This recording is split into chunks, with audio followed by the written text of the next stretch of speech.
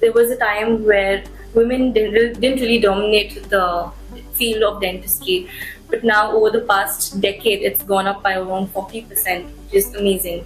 Yeah. So Indira Nooyi, the ex-CEO of PepsiCo, had put it powerfully that with women we have our biological clocks as well as career clocks ticking in conflict with each other, and that's where we face challenge the most.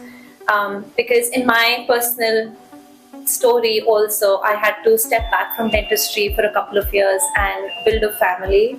And as a academically excelling student, I have moments of self-doubt, whether I did the right thing or not. But I think having a family keeps you really grounded, and then you can build upon that as a career. I think that that moment should never come in any female's life. I think every family member, be it husband, in-laws, sister, parents, I think they should always support once, because that's what I have faced.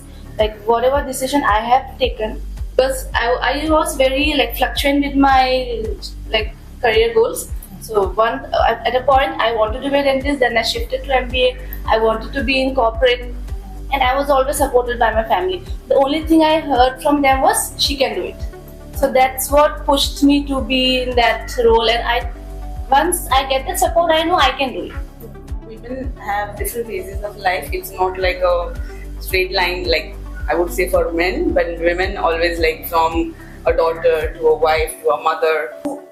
Most of the women faces some pause or some break in career. Like I had mine for two reasons. I had moved out of the country, and secondly I had a major health issue. So I had a break because of that. But like she said, if the family is supportive, if your environment is supportive, I think you should not compromise on your dreams. Pause is okay. It's only temporary. Yes. But you can always come back and come back stronger.